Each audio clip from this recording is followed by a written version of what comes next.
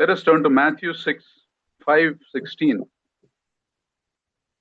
మత్తయి సువార్త 5వ అధ్యాయము 16వ వచనాన్ని మనం చూద్దాం. Let your light so shine before men that they may see your good works and glorify your Father who is in heaven. You know, this verse is speaking about how a genuine Christian life should look like. మరి నిజమైన క్రైస్తవుడు ఆ జీవితం ఎలా ఉంటుంది, ఎలా కనపడుతుంది అనే విషయాన్ని గురించి ఈ వచనం మనకు తెలియజేస్తా ఉంది. It means that our actions should be so visibly good and helpful to people that people don't just appreciate you, but they are led to praise God. మరి మనం చేసే పనులు, మన జీవిత విధానం ఎలా ఉండాలి అని అంటే మనల్ని చూసేవాళ్ళు మన నుంచి ప్రయోజనం పొందుకోవడం మాత్రమే కాదు కానీ వాళ్ళు మనల్ని బట్టి దేవునికి స్తుతించాలి, దేవునికి మహింపరచాలి. You know, here the Lord is saying faith is not a private hidden thing. It is a light on a stand. It is meant to be seen by others. మరి విశ్వాసం అనేది అది దాచిపెట్టేది కాదు, అది దీపం లాగా దీపస్తంభం మీద పెట్టి అందరూ చూసేదిగా ఉంటుంది. విశ్వాసం అనేది మనం దాచిపెట్టుకునేది కాదు అని బైబిల్ చెప్తా ఉంది. And the light must enable people to see the Lord. మరి ఆ వెలుగులో యేసు దేవుణ్ణి చూడాలి. మరి మన జీవిత విశ్వాసం అనే వెలుగులో ఇతరులు దేవుణ్ణి చూడగలగాలి. So today let us look at one aspect of this light shining through our lives.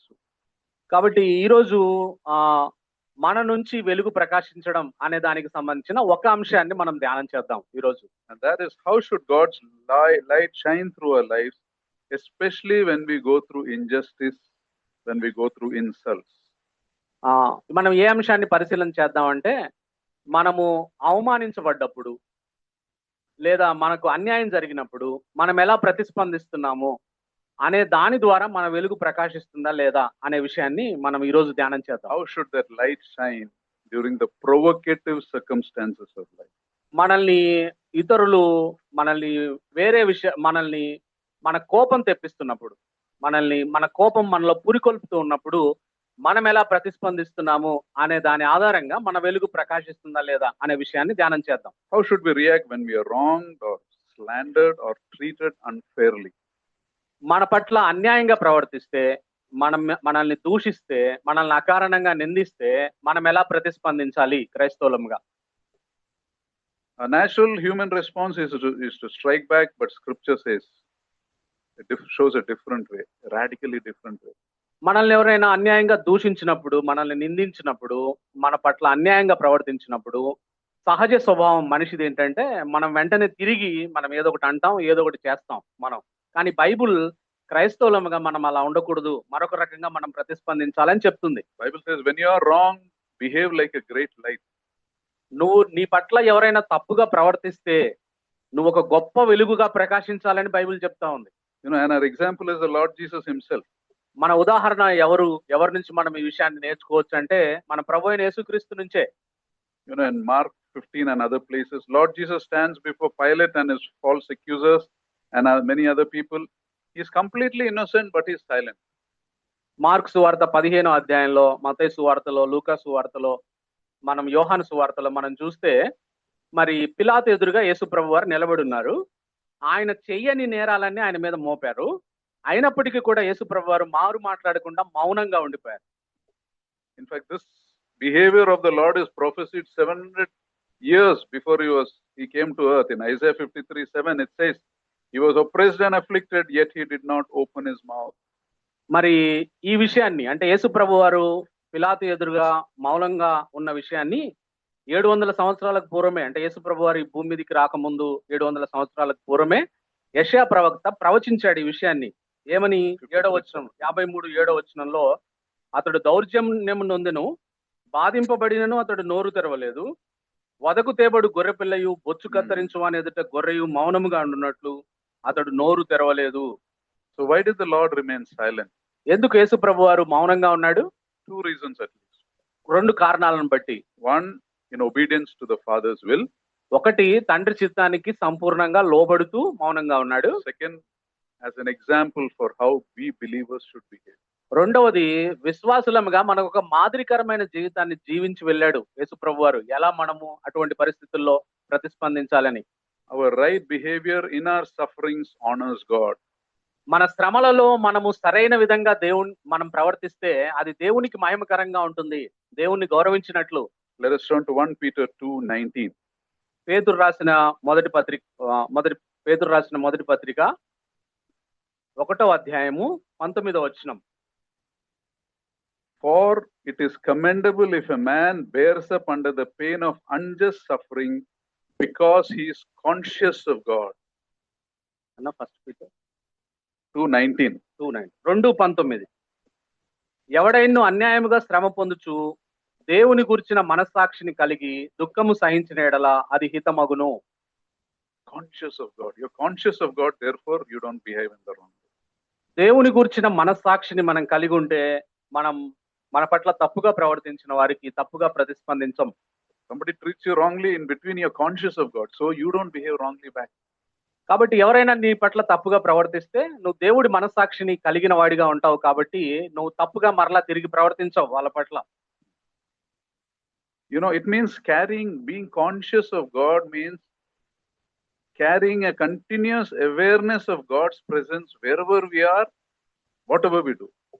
దేవుని గురించిన మనస్సాక్షిని కలిగి ఉండడం అంటే ఏమిటనంటే, నువ్వు ఏమి చేస్తున్నా కూడా, నువ్వు ఎక్కడికి వెళ్ళినా కూడా దేవుని సన్నిధి నాతో ఉంది అనే విషయంలో నువ్వు ఒప్పించబడి ఉంటే నువ్వు దేవుని మనస్సాక్షి కలిగిన వాడవు, కలిగిన దానవు. It means whatever situation you're aware of God's will and God's character. నువ్వు ఏ పరిస్థితుల్లో ఉన్నా సరే నీ పట్ల దేవుని చిత్తం ఏంటో నీకు తెలుస్తుంది, నీ దేవుని యొక్క గుణ లక్షణాలు ఏమిటో కూడా నీకు తెలుస్తాయి. It is an inner compass, you know, how a person directs his life, how he responds to unfairness, temptations and everyday pressures. కాబట్టి లోపల అది ఒక మనకు దిక్సూతి లాగా, యేసుప్రభు ఎలా ప్రతిస్పందించాడు, శ్రమల్లో యేసుప్రభు ఎలా ప్రతిస్పందించాడు, నిందించినప్పుడు ఎలా ప్రతిస్పందించాడు, హింసించినప్పుడు ఎలా ప్రతిస్పందించాడు అనేది ఆ భావన నీలో ఒక దిక్సూచి లాగా నీలో ఉండి అది నిన్ను నడిపిస్తుంది. When you're conscious of God, your audience shifts from people to God alone. దేవుని గురించిన మనస్సాక్షిని నువ్వు కలిగి ఉంటే నీ చుట్టూ ఉన్న ప్రజలు నీ పట్ల ఎంత అన్యాయంగా ప్రవర్తించి ఏమన్నా అంటున్నా కూడా నీ ఆలోచనలు ఈ చుట్టూ ఉన్న మనుషుల మీద కాకుండా దేవుని మీదకి మల్లుతాయి. Joseph was in Potiphar's house. యోసేపు పోతిఫర్ ఇంట్లో ఉన్నాడు. He is doing very well job wise. ఆయన మంచి ఉద్యోగం చేస్తా ఉన్నాడు, నమ్మకమైన వాడిగా ఉన్నాడు పోతిఫర్ ఇంట్లో. Great future. ఒక గొప్ప భవిష్యత్తు ఉంది ఆయనకి ఆ విధంగా చేస్తే. But when Potiphar's wife tempted him, he was conscious of God. అయితే పోతిఫర్ భార్య తనతో పాపం చేయమని పోతిఫరు యోసేపును ప్రేరేపించినప్పుడు యోసేపు ఆ ఉన్న శోధన మీద కాకుండా దేవుని వైపు చూశాడు. యోసేపు దేవుడి గురించి ఆలోచించాడు. He was alone, nobody would have questioned him. ఆయన ఒక్కడే ఉన్నాడు అక్కడ పోతిఫర్ ఇంట్లో, ఎవరు పట్టుకునే వాళ్ళు లేరు, బంధువులు కూడా లేరు, అందరు దూరంగా ఉన్నారు. Many times when people are alone and a chance of temptation is there, our greatest fear is I should make sure I don't get caught.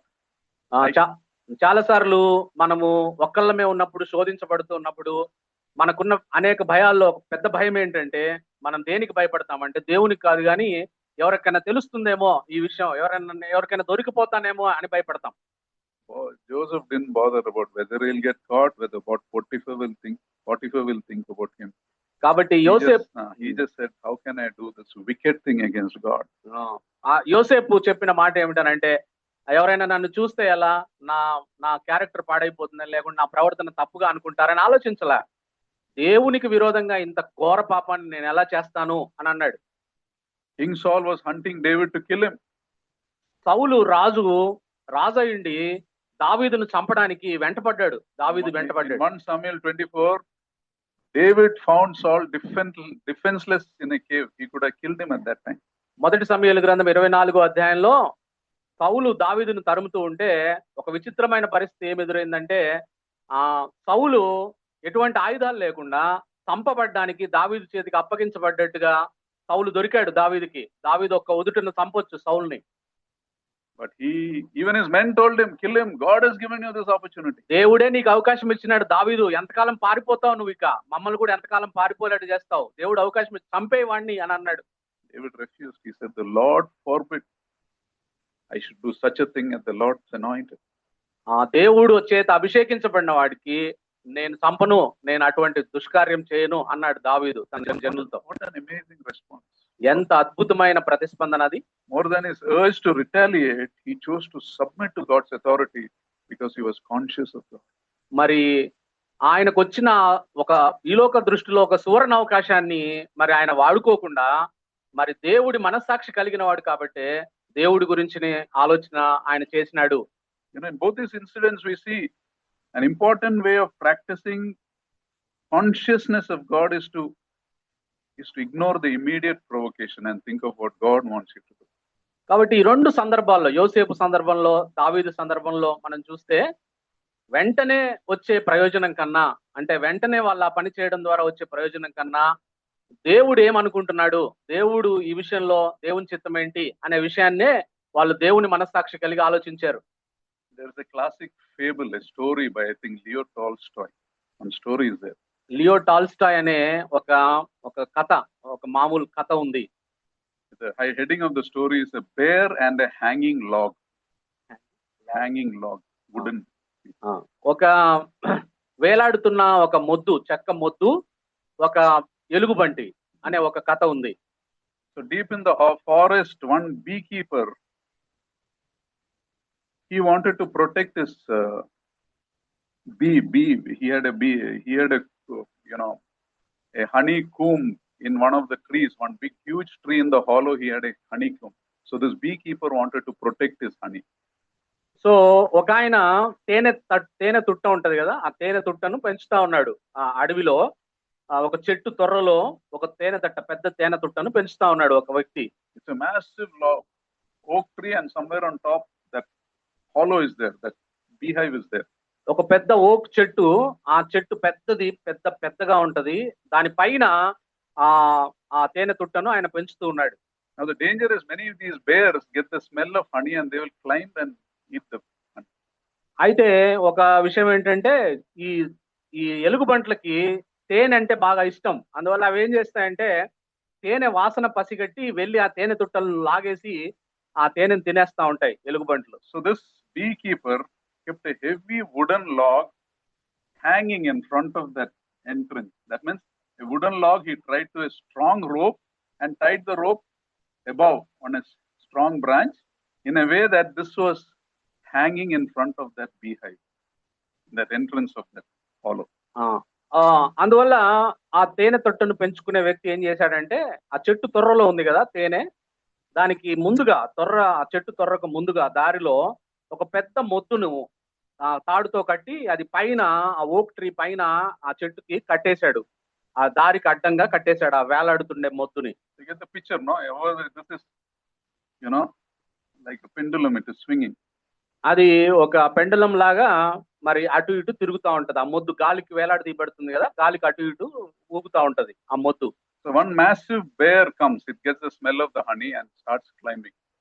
మరి ఒక పెద్ద ఎలుగుబంటి చూసింది, వాసన కనిపెట్టింది, ఈ చెట్టు త్వరలో తేనె ఉందనే విషయాన్ని గుర్తించి ఆ చెట్టుని ఎక్కడం ప్రారంభించింది. It reached the honey. When it tried to reach, this log was coming in the way. మరి ఆ తేనె తట్టను పట్టుకుందామనేది పైకెక్కి పట్టుకుందామని ప్రయత్నిస్తుంటే గాలికి మొద్దు అటు ఇటు ఊగి దానికి అడ్డం వస్తా ఉంది ఆ తేనె తట్ట పట్టుకోకుండా. So the bear just pushes the log like this. అప్పుడు ఆ మొద్దు అడ్డం వస్తుంది, అది తినాలి తేనె అని చెప్పి దాన్ని గట్టిగా నెట్టింది ఆ ఎలుగుబంటి. That pendulum went and came back and hit the bear. అది పెద్ద మొద్దు కాబట్టి అది తప్పు చేసింది ఆ ఎలుగుబంటి. దాన్ని గట్టిగా నెడితే అది వెనక్కి పోయి మళ్ళీ వెనక్కి వచ్చి గట్టిగా కొట్టింది ఎలుగుబంటి. Bear got angry. ఆ ఎలుగుబంటికి బాగా కోపం వచ్చింది. He hit harder. ఇంకా గట్టిగా నెట్టాలి దీన్ని, ఇంకా గట్టిగా నెట్టింది దాన్ని. He came back and hit him harder on the shoulder. అది ఎంత బలంగా మొద్దును కొడితే అది వెనక్కొచ్చి మరలా అంతే బలంగా భుజాన్ని కొట్టింది గట్టిగా ఎలుగుబంటి. It roared in anger. Bear didn't know physics, right? It roared in anger and it gave the hardest push it gave. మరి ఇంకా బాగా కోపం వచ్చింది, గట్టిగా తగిలిందేమో దానికి ఎలుగుబంటికి. నన్ను కొడతావా అని మళ్ళీ గట్టిగా నెట్టింది ఇంకా ఎక్కువ వేగంతో. That went further and hit him in such a way, it hit his chest. It lost his grip and fell on the ground. అది మళ్ళా వెళ్ళి ఆ మొద్దు వెనక్కి వచ్చి గట్టిగా దాని ఛాతి మీద కొట్టగానే అది నిలబడలేక కింద పడిపోయింది ఆ ఎలుగుబంటి ఆ చెట్టు మీద. It looked up days, that pendulum was still hanging, protecting the honey. ఆ కింద పడి మళ్ళీ పైకి చూస్తే ఆ నెట్టిన మొద్దు అటు ఇటు తిరుగుతా ఉంది అది ఇంకా. So what is the moral of this story? దీంట్లో ఉన్న మనం నేర్చుకునే నీతి ఏంటి దీంట్లో? First thing, the bear never understood that what injured him so badly was not his enemy. మరి మొట్టమొదట తనను గాయపరిచినది తనకు శత్రువు కాదు అనే విషయాన్ని మరి ఎలుగుబంటి గ్రహించలేకపోయింది. అది దాని It శత్రువు was a simple log that became dangerous because of its own reaction. తన సొంత ప్రతిస్పందనల వల్ల ఆ మామూలు ఆ మొద్దు తనకు పెద్ద శత్రువుగా, తనకు ప్రమాదకరమైన శత్రువుగా పరిగణించింది అనే విషయం ఎలుగుబంటికి తెలియలే. The log had no power. His anger and ego gave it power. ఆ మొద్దుకు ఎటువంటి శక్తి లేదు. మొద్దును మరి ఆ మొద్దు పట్ల వ్యవహరించాల్సిన విధానం తెలియక తన కోపంతోటి, తన ప్రతిస్పందనలతోటి మొద్దుతోటి గాయపరచబడింది ఆ ఎలుగుబంటి. You see, in life, the hanging log represents provocations, insults and setbacks that happen in your life. కాబట్టి మన జీవితాల్లో కూడా ఈ మొద్దు, ఈ వేలాడదీయబడుతున్న మొద్దు ఏమిటనంటే మనల్ని ఎవరైనా కించపరచడం, లేకుంటే అవమానించడం, మనల్ని ఇబ్బందిగా కలిగించే ప్రయత్నాలు చేసేవి ఈ మొద్దుతో సమానం, మొద్దులాగా ఉంటున్నాయి. And when we respond in blind anger, we think we are fighting the problem, but actually we are creating a force that is going to come and hurt us back. చాలా సార్లు ఇప్పుడు ఆ మొద్దు పట్ల ఆ ఎలుగుబంటి ప్రవర్తించాల్సిన విధంగా ప్రవర్తించకపోయినందువల్ల అది మరలా దానికే కొట్టి దానికే ప్రమాదకరంగా పరిగణించింది. అలా ఉంటాయి మన ప్రతిస్పందనలు. మనుషులు మనల్ని కించపరిచినప్పుడు the harder you strike in anger, the bigger the problem becomes. నువ్వు ఎంత బలంగా నువ్వు ప్రతిస్పందించడానికి నువ్వు ప్రయత్నం చేస్తే, నిన్నెవరైనా విమర్శిస్తే నువ్వు అంత బలంగా దాని చేత తిరిగి కొట్టబడతావు నీవే. Remember, there are many things in life that are not really powerful, but we make it powerful by the importance we give them.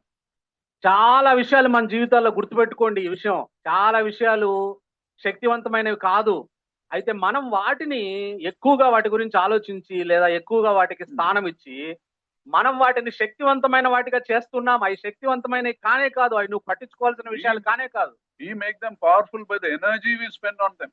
వాటి గురించి ఆలోచించి వాటి మీద మన శక్తియుక్తులంతా ఖర్చు పెట్టడం ద్వారా వాటిని గొప్ప చేస్తున్నాం మనం. అవి అంత పట్టించుకునే తగినవి కావు అసలు. As believers, we must learn this. విశ్వాసులుగా మనం ఈ పాఠం నేర్చుకోవాలి. Being conscious of God gives us the discernment how to react. కాబట్టి దేవుడి మనస్సాక్షి కలిగి ఉంటే మనల్ని ఎవరైనా విమర్శిస్తే మనం ఎలా ప్రతిస్పందించాలనేది మనము తెలివిగా, జ్ఞానయుక్తంగా మనం ప్రతిస్పందిస్తాం. In 2 Samuel 16:5-14, David was fleeing from Absalom and a man named Shimei comes. మరి అన్న 2 Samuel 16:5 నుంచి రెండవ సమూయేలు గ్రంథం 16వ అధ్యాయం 5 నుంచి మనం చూసినట్లయితే అక్కడ ఉన్న మరి దాని నేపథ్యం ఏంటంటే దావీదు అబ్షాలోం చేత, తన సొంత కుమారుడైన అబ్షాలోం చేత తరంబడుతున్నప్పుడు సిమి అనే ఒక వ్యక్తి తారసపడ్డాడు దావీదుకు దారిలో. He's a king, he is cursing him from there. మరి ఆయన రాజు అయితే ఆ రాజుని ఈ సిమి అనేవాడు మరి శపిస్తా ఉన్నాడు రాజుని. Not only that, he is throwing stones at him. అంత మాత్రమే కాదు, ఈ షిమి అనేవాడు రాళ్ళు కూడా వేస్తా ఉన్నాడు దావీదు మీద. దావీదు పారిపోతుంటే David soldiers are angry, they want to immediately kill him. మరి దావీదు పక్కన ఉన్న ఆయన అనుచరులకి కోపం వచ్చేసింది. అరే, రాజు పట్ల ఇంత అనుచితంగా ప్రవర్తిస్తున్నాడు, వాడిని చంపేద్దామని అన్నారు దావీదుతో. What does David say in verse 11? He says, leave him alone, let him curse, for the Lord has told him to. కాబట్టి మరి అప్పుడు 10వ వచనంలో దావీదు చెప్తున్న మాట 2 సమూయేలు 16:10లో, అందుకు రాజు సెరూయా కుమారులారా, మీకును నాకును ఏమి పొందు, వానిని శపింపనీయుడి, దావీదును శపింపమని యెహోవా వానికి సెలవీయగా నువ్వు ఇలాగు నన్ను ఎందుకు చేయుచున్నావని ఆక్షేపణ చేయగలవాడెవడని చెప్పి. See how David reacts in the face of mockery and insult. A beautiful lesson, how we react when we are conscious of God. కాబట్టి దేవుడి మనస్సాక్షి కలిగిన దావీదు మరి తనని దూషిస్తా ఉంటే, తనని శపిస్తా ఉంటే, తన మీద రాళ్ళు వేస్తా ఉంటే దావీదు ఎంత అద్భుతంగా దేవుడి మనస్సాక్షి కలిగిన వాడు కాబట్టి ఎలా ప్రతిస్పందించాడు. Some things we must learn to ignore, and being conscious of God gives us the discernment what to ignore and what should be given importance. గుర్తుపెట్టుకోండి, మన జీవితాల్లో జరుగుతున్న అన్ని విషయాల గురించి నువ్వు పట్టించుకోవాల్సిన అవసరం లేదు. వేటిని పట్టించుకోవాలి, వేటిని పట్టించుకోకూడదనే ఆ జ్ఞానము, ఆ వివేచన దేవుడి మనస్సాక్షి నువ్వు కలిగిన వాడు అయితే నీకు దేవుడు అనుగ్రహిస్తాడు. Don't make unimportant things powerful by the importance you give them. ప్రాముఖ్యత లేని వాటికి నువ్వు ప్రాముఖ్యత ఇచ్చి వాటిని ప్రాముఖ్యమైన విషయాలుగా చేయొద్దు. వాటికి అంత ప్రాముఖ్యమైనవి కాదవి. This is very important in relationship itself. You should know what to talk, what not to talk, what to ignore, what to talk back. Very important. కాబట్టి భార్యాభర్తల సంబంధాల్లో లేదా తల్లిదండ్రులు పిల్లలు మన సంబంధ బాంధవ్యాల్లో కూడా ఈ విషయాన్ని గుర్తుపెట్టుకోవాలి. ఏ మాటలు మాట్లాడితే భార్య కోపం వస్తుంది, భర్త కోపం వస్తుంది, ఏ మాటలు నేను మాట్లాడాలి, ఏ మాటలు మాట్లాడకూడదు అనే విషయం నువ్వు అవగాహన కలిగిన వాడిగా ఉండాలి. Some battles are not meant to be won, it is meant to be ignored. కొన్ని యుద్ధాలు అవి గెలిచడానికి కాదు, నీకు ఆ వచ్చే యుద్ధాలు వాటిని నువ్వు పట్టించుకోకుండా పక్కన పెట్టి నువ్వు ముందుకు సాగాలి. It is when you don't ignore it, it has the power to hurt you. నువ్వు అటువంటి వాటిని నువ్వు పట్టించుకోకుండా ఉంటే, వాటిని నువ్వు పట్టించుకుంటే అవి నిన్ను గాయపరుస్తాయి. జాగ్రత్త. Being conscious of God means to understand every insult does not deserve a response. కాబట్టి దేవుడి మనస్సాక్షి కలిగిన వాడు, కలిగిన దానవుగా ఉంటే నీకు కలిగిన ప్రతి అవమానానికి నువ్వు ప్రతిస్పందించాల్సిన పని లేదు. వదిలేయి వాటిని. Every argument does not deserve your attention. ప్రతి ఒక్క వాదోపవాదాలకు నువ్వు మనసు పెట్టాల్సిన అవసరం లేదు, దాని మీద నీ ఆలోచన పెట్టాల్సిన అవసరం లేదు. వదిలేయి వాటిని. Every problem does not deserve your energy. ప్రతి సమస్యకు నువ్వు శక్తియుక్తులు కేటాయించాల్సిన పని లేదు. వదిలేయి వాటిని. And being conscious of God gives you that discernment. వేటిని వదిలేయాలి, వేటి గురించి ఆలోచించాలనే విషయం నీకు ఎలా వస్తుందనంటే, దేవుడి మనస్సాక్షి నువ్వు కలిగిన వాడిగా, కలిగిన దానవుగా ఉంటే అటువంటి తెలివితేటలు, వివేచన నీకు వస్తాయి. And this verse in Peter says, when you behave with that awareness of God, it is commendable in God's sight. మరి పేతురు మరి చెప్తున్న మాట ఏమిటనంటే, నువ్వు ఆ విధంగా ప్రవర్తిస్తే అది హితమగును అని అంటా ఉన్నాడు. Commendable means it's beautiful in God's sight. అది హితమగును అంటే దేవుడి దృష్టిలో అది ఒక అద్భుతమైన విషయం అని చెప్తా ఉన్నాడు. Be beautiful because it honors God and people around you are attracted to the Savior. నువ్వు ఆ విధంగా చేయడం ద్వారా ఇతరులు యేసు ప్రభు వైపుకి ఆకర్షితులు అవుతారు నీ జీవితాన్ని చూసి, నువ్వు అలా ప్రతిస్పందిస్తుంటే. We have to learn to be conscious of God in every situation. కాబట్టి మన ప్రతి పరిస్థితుల్లో దేవుడి మనస్సాక్షి కలిగిన వాడిగా, కలిగిన వాళ్ళంగా మనం ఉండాలి. In 1924 in Olympics there was a person called Eric Liddell. 1924లో ఒలింపిక్స్ జరుగుతున్నప్పుడు ఎరిక్ లిడిల్ అనే ఒక వ్యక్తి ఉన్నాడు. He was a runner from Scotland. The world record was in his name. So Olympics he was in 100 meters he was almost 100% guaranteed to win. 100 మీటర్ల పరుగు పందెంలో ఆయన అప్పుడే ప్రపంచ రికార్డు స్థాపించాడు. కాబట్టి ఆ 100 మీటర్ల పరుగు పందెంలో ఒలింపిక్ లో ఎట్లయినా గెలిచేది ఆయనే. One of the heats of that Olympics was held on a Sunday. అయితే అక్కడ ఆ పరుగు పందెంలో ఒక పరుగు పందెాన్ని ఆదివారం రోజున పెట్టారు. To qualify for the final he has to participate in the heat. So ఆయన మరి ఫైనల్లో పరిగెత్తాలి అని అంటే 100 మీటర్ల పరుగు పందెంలో ఈ ముందు పెట్టే పరుగు పందెంలో ఆయన పాల్గొని ఆయన అర్హత సాధించాలి మెయిన్ పరుగు పందెంలో పాల్గొనడానికి. But because of a Sunday he quietly withdrew from the race and attended church. అయితే ఎరిక్ లిడిల్ గారు చేసిన పని ఏంటంటే, ఒకవేళ ఆయన ఈ పరుగు పందెంలో ముందుగా పెట్టే పరుగు పందెంలో పాల్గొనకపోతే, తాను ప్రధానమైన పరుగు పందెంలో పరిగెత్తలేనని తెలిసినా ఆదివారం పెట్టాడు కాబట్టి ఆయన మౌనంగా ఆ పరుగు పందెంలో పాల్గొనకుండా చర్చికి వెళ్ళిపోయినాడు. He made the decision, I will not run on a Sunday, because he was conscious of God. ఆయనకి దేవుడి మనస్సాక్షి కలిగి ఉన్నాడు కాబట్టి ఆదివారం నేను పరిగెత్తను, అది ఎంత పెద్ద పథకమైనా అని అనుకున్నాడు. Lot of people criticized him. Almost the whole nation called him a traitor. Scotland దేశంలో ఉన్న ప్రతి ఒక్కరూ ఆయన్ను విమర్శించారు. ఇతను చాలా పనికి మాలినవాడు, ఇతను వేరే వాళ్ళ పక్షంగా పనిచేస్తున్నాడు, మన దేశానికి కీర్తి ప్రతిష్టలు తేవట్లేదని విమర్శించారు ఆయన ఆ పని చేస్తే. But he was conscious of what God wanted him to do. అయితే దేవుడి మనస్సాక్షి ఉంది ఆయనకి, ఏం చేయాలి ఏం చేయకూడదు అనే వివేచన ఉంది. And you know what happened after that? ఆ తర్వాత ఏం జరిగిందో తెలుసా? When he withdrew from the 100 meters, he saw there was an opportunity to run in the 400 meters race which was not on a Sunday, the heat. ఆయన ఎప్పుడైతే ఆ 100 మీటర్ల పరుగు పందెానికి అర్హత సాధించలేకపోయాడో, 400 మీటర్ల పరుగు పందెంలో పాల్గొనడానికి సంబంధించిన ఆ ముందు పరుగు పందెంలో పాల్గొనడానికి ఆయనకు అవకాశం వచ్చింది. అది ఆదివారం కాదు. But historically a 100-meter person can never win a 400 meters because you don't see that happen because They train differently. అయితే చరిత్రలో మనం చూస్తే 100 మీటర్ల పరుగు పందెం వేరు, 400 మీటర్ల పరుగు పందెం వేరు. 100 మీటర్ల పరుగు పందెంలో పథకం వచ్చినోడు 400 మీటర్ల పందెంలో పథకం వస్తుందని గ్యారెంటీ లేదు. But he ran that race and won the medal. He broke the world record. ఆయన దేవుడిని గణపరిచినందుకు ఆ 400 మీటర్ల పరుగు పందెంలో పాల్గొన్నాడు, ప్రపంచ రికార్డు సాధించాడు, ఆ పథకం సాధించాడు. He set a new world record. ఒక కొత్త ప్రపంచ రికార్డును స్థాపించాడు. Just before he ran, one member of the British team gave him a paper in his hand. ఒక బ్రిటిష్ టీముకు సంబంధించి ఆయన పరిగెత్తడానికి ముందుగా బ్రిటిష్ టీముకు సంబంధించిన ఒక క్రీడాకారుడు ఒక పేపర్ రాసిచ్చాడు ఎరిక్ లిడిల్ కి.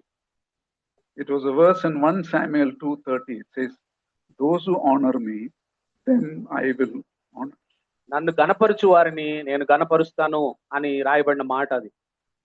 You know, for Liddell, Olympic gold was not the goal of his life. Eric Liddell గారికి ఒలింపిక్ లో స్వర్ణ పథకం సాధించడం ఆయన లక్ష్యం కాదు.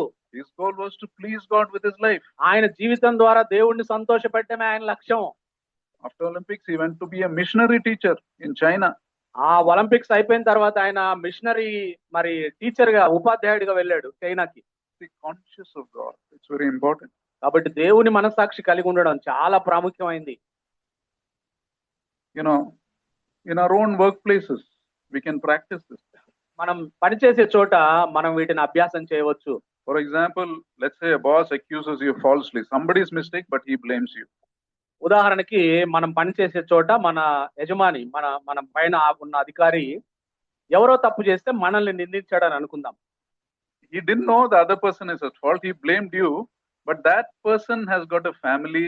If he loses his job, his situation will be very bad. You understand that. You already know that.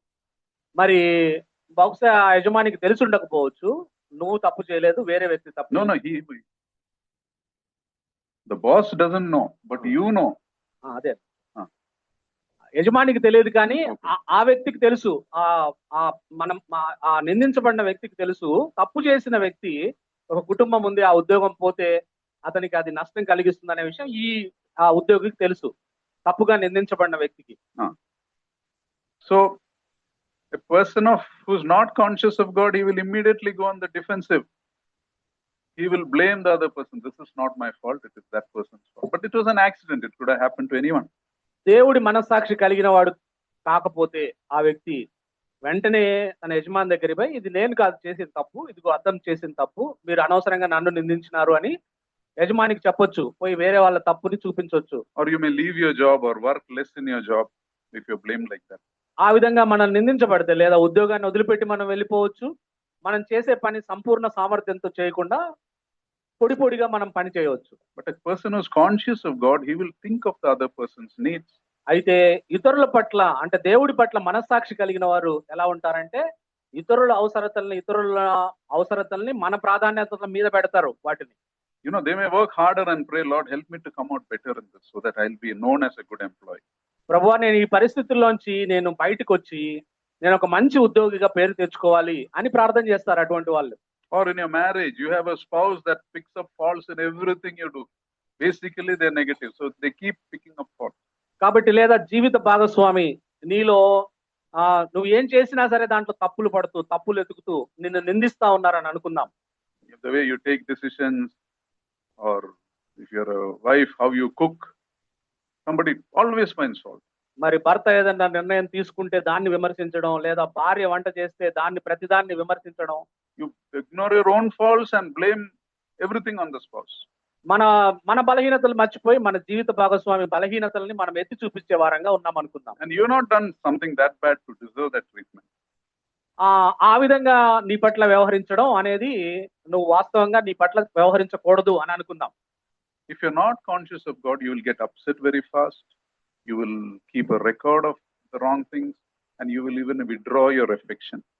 కాబట్టి నువ్వు దేవుడి మనస్సాక్షి కలిగిన దానవు కాకపోతే నువ్వేం చేస్తావంటే నీ భర్త చేసిన తప్పులన్నీ, నీ భార్య చేసిన తప్పులన్నీ రికార్డులను కలిగి ఉంటావు, క్షమించవు, భార్యగా భర్తగా ఉండాల్సిన విధంగా నువ్వు వాళ్ళతో ఉండవు, సరైన విధంగా ఉండవు. And you complain to others about your spouse. ఆ తర్వాత నీ భర్త గురించి నీ భార్య గురించి ఇతరుల ఎదుట పిల్లల ఎదుట నీ భర్తను నీ భార్యను నిందించేదానిగా ఉంటావు. If you're conscious of God, నువ్వు దేవుడి మనస్సాక్షి కలిగి ఉంటే you will respond gently, you will serve anyway, and remind yourself, I am working for the Lord, I am doing things to please Him. కాబట్టి నువ్వు దేవుడి మనస్సాక్షి కలిగిన వాడవుగా కలిగిన దానవుగా ఉంటే నువ్వు సానుకూలంగా స్పందించడానికి ప్రయత్నిస్తావు. నువ్వు నువ్వు ఇతరులకు చేసే సేవలో ఎటువంటి వెనకంజ వేయకుండా నువ్వు చేయగలిగింది ఏదో నువ్వు చేయడానికి నువ్వు ప్రయత్నం చేస్తావు. Because you remember, God is watching and He is the one who rewards. ఎందుకంటే దేవుడు చూస్తా ఉన్నాడు. భర్త మెచ్చుకోకపోయినా భార్య మెచ్చుకోకపోయినా భార్య భర్త దేవుడి వాక్యానికి విధేయత చూపిస్తే బహుమతి ఇచ్చేవాడు దేవుడు అనే విషయం నువ్వు దేవుడి మనస్సాక్షిని కలిగిన వాడుగా ఉన్నావు కాబట్టి. Or in church, సంఘంలో కూడా sometimes somebody spreads a rumor about you that is not true. కొంతమంది సంఘంలో అది వాస్తవం కాని పుకారు నీ మీద వ్యాప్తి చెందించవచ్చు. And because of that, people stop inviting you or they try to cut you off. ఆ విధంగా నీ మీద పుకారులు వ్యాప్తి చేయడం వల్ల నిన్ను ఆహ్వానించే వాళ్ళు నిన్ను ఆహ్వానించకుండా ఆపివేయవచ్చు. And to make matters worse, your pastor hears but takes no action. ఆ తర్వాత దాన్ని ఇంకా మరి తీవ్రత స్థాయిలోకి నెట్టేటట్టుగా పాస్టరు ఆ విషయాన్ని విని కూడా సంఘ కాపరి ఆ విషయాన్ని విని కూడా ఏం పట్టనట్టు మౌనంగా ఉండి ఉంటాడు. If you're not conscious of God, you want to leave the church angrily, or you talk with some double meaning comments, or you try to turn others against them. కాబట్టి మనం దేవుడి మనస్సాక్షి కలిగిన వాళ్ళంగా లేకపోతే అటువంటి పరిస్థితుల్లో ఏం చేస్తాం? మనం సంఘాన్ని వదిలిపెట్టి వెళ్ళిపోతాం, లేదా మనము సంఘం మీద పాస్టర్ మీద మనము తప్పుడు నేరాలు తప్పుడు మాటలు రెండు రకాలుగా మాట్లాడడం లేదా ఇతరులను వాళ్ళకు వ్యతిరేకంగా ప్రేరేపించడం మనం చేస్తూ ఉంటాం. Conscious of God, you will realize, I want to be faithful to the Lord, that's all. I will be faithful to the Lord wherever He keeps me. దేవుడు మనస్సాక్షి మనం కలిగిన వాళ్ళంగా ఉంటే మనం ఒకటే ఆలోచిస్తాం, నేను నమ్మకంగా ఉండాలి, నన్ను దేవుడు చూస్తా ఉన్నాడు, నేను దేవుడి ఎదుట యథార్థంగా ఉంటే సరిపోతుంది, నాకు ఎవరి ప్రశంసలు అవసరం లేదు, ఎవరు నన్ను విమర్శించినా విమర్శించకపోయినా నేను మంచిగానే ఉంటాను, నేను నమ్మకంగా ఉంటానని అనుకుంటాం. You will pray for your accusers, you will behave well with your accusers. నీ మీద అటువంటి పుకార్లు వ్యాప్తి చేసే వాళ్ళ కోసం ప్రార్థన చేస్తావు, వాళ్ళతో మంచిగా ఉంటావు. God knows my heart, I am not going to retaliate sin with sin. కాబట్టి నేను దేవుడికి నా హృదయం తెలుసు, పాపాన్ని పాపంతో నేను ప్రతిఘటించను అని నువ్వు ఆలోచిస్తావు. You see, this is key to understand in every situation. ఇది ప్రతి పరిస్థితిలో మనం అర్థం చేసుకోవాల్సిన కీలకమైన విషయం. Being conscious of God does not mean that you don't feel injustice. You will feel the full force of injustice. మరి దేవుడి మనస్సాక్షి కలిగి ఉండడం అంటే అన్యాయం గురించి నువ్వు పట్టింపు లేని వాడివిగా ఉంటావని చెప్పట్లేదు. దాని యొక్క సంపూర్ణ బలం నీ మీద పనిచేస్తుంది. అన్యాయం జరుగుతా ఉంది, నా గురించి అన్యాయంగా మాట్లాడుతా ఉన్నారని అనిపిస్తా ఉంటది. But you redirect your response from revenge to trusting in God. అయితే నువ్వు నీకున్న ఆ బలమైన ప్రయోగం నీ మీద జరిగినప్పుడు నీ యొక్క బలమైన ఆ తాకుదల నువ్వు ప్రతిస్పందించడానికి కాకుండా దేవుని మీద నమ్మకం ఉంచడానికి దేవుని వైపు నువ్వు దాన్ని తిప్పుతావు. People who are conscious of God, by and large, they won't feel bad at what people said or what people did, because they are above such things. దేవుడి మనస్సాక్షి కలిగిన వారు ఎలా ఉంటారంటే వాళ్ళని ఎవరు ఏమన్నా సరే వాటి మీద ప్రభావం కలిగి ఉండరు. అవి వారిని ప్రభావితం చేసే విధంగా వారు ప్రవర్తించరు. You endure not because you are weak. You endure not because you can't respond. You endure because God's presence is more real for you than unfair treatment. కాబట్టి నీ పట్ల ఆ విధంగా ప్రవర్తించిన వారికి నువ్వు సరైన సమాధానం చెప్పలేకపోతే అది నీ బలహీనత కాదు. దేవుడి సన్నిధి నీతో ఉందనే విషయాన్ని నువ్వు గ్రహించావు, దేవుడి మనస్సాక్షి నీతో ఉందనే విషయాన్ని గ్రహించావు, అందుకనే నువ్వు బలహీనురాలిగా లేవు నువ్వు. And this is a great light in darkness. ఇది చీకటిలో గొప్ప వెలుగుగా నీ జీవితంలోంచి ప్రకాశిస్తుంది. And this is beautiful in God's sight. అది దేవుని దృష్టిలో హితం అవుతుంది, అది అద్భుతమైన అందమైన విషయంగా ఉంటుంది అని బైబిల్లో రాయబడింది. God wants this light to shine through our lives. ఈ వెలుగు మన జీవితాల్లోంచి ప్రకాశించాలని దేవుడు కోరుకుంటా ఉన్నాడు. When people see our behavior, they are surprised and they realize that this person can't behave like this. It has to be God's presence in his life.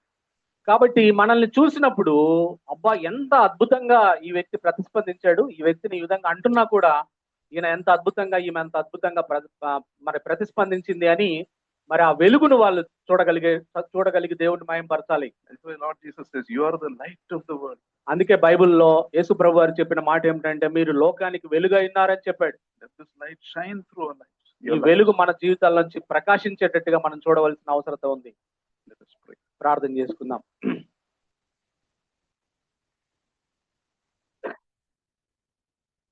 ప్రార్థన చేసుకుందాం. మనం వాక్య వెలుగులో మనల్ని మనం పరిశీలన చేసుకుందాం.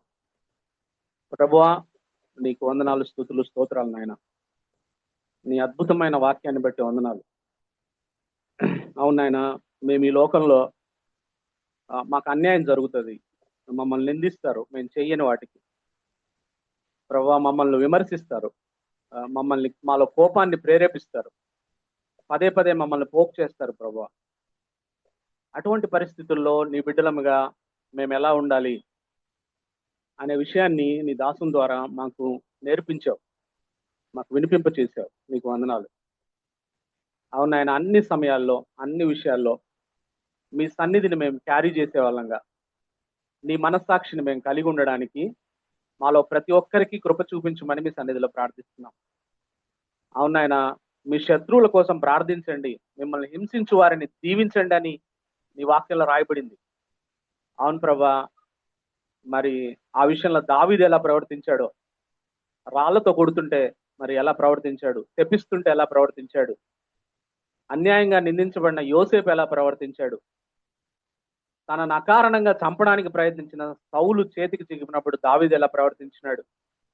యేసయ్య, మీరు సిలువలో అంత ఘోరంగా హింసిస్తుంటే, పొడుస్తుంటే, చంపుతుంటే చేయని నేరానికి మీరు ఎలా మౌనంగా ఉన్నారు అనే విషయాల్ని మా హృదయాల్లో మేము భద్రం చేసుకోవడానికి మాకు సహాయం చేయండి. అవునాయన, మేము ఎలా పడితే అలా ప్రవర్తించడానికి వీల్లేదు ప్రభువా. మేము క్రీస్తుని పోలి నడుచుకోవాలి. మేము దావీదును పోలిన ఆ గొప్ప దేవుడి మనస్సాక్షిని కలిగి ఉండాలి. పౌలు వలె మేము జీవించాలి, యోసేపు వలె మేము ఈ లోకంలో జీవించాలనే విషయాన్ని మీరు మాకు గుర్తు చేసినారు ప్రభా. మీకు వందనాలు. ఈ పీస్ అండ్ జాయ్ ఫెలోషిప్ లో ఉన్న ప్రతి ఒక్కరు కూడా తండ్రి నీ మనస్సాక్షిని కలిగి మేము ఆ విధంగా జీవిస్తూ మా వెలుగును, మీ వెలుగును ఇతరుల ఎదుట మేము ప్రకాశింపజేసి ఈ అద్భుతమైన జీవితాల ద్వారా మా చుట్టూ ఉన్న వారిని ఆశ్చర్యపరిచి వారిని మీ వైపు ఆకర్షించే వారంగా మేము ఉండడానికి మీరు మాకు సహాయం చేయండి. కానీ మేము అభ్యంతరకరంగా ఉండి మా మెడకు తిరగట్రాయి కట్టబడి సముద్రంలో పోయబడే వారంగా మేము ఉండకుండా మాకు సహాయం చేయమని అడుగుతూ, సమస్త ఘనత, మహిమ, ప్రభావాలు మీకు ఆరోపిస్తూ, విన్న వాక్యాన్ని మేము మర్చిపోకుండా ప్రభా మా హృదయంలో పదిలం చేసుకుని ఆ విధంగా ప్రవర్తించడానికి సాయం చేయమని మా ప్రభువును మీ ప్రియకుమారుడైన యేసుక్రీస్తు పుణ్యనామంలో మిక్కిలి వినయంగా బతిమాలి ప్రార్థిస్తున్నాను తండ్రి. Amen.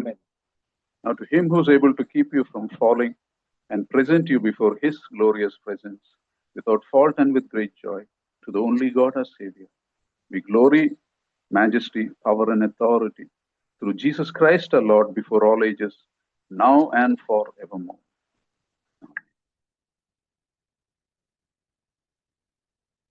Thank you. God bless you.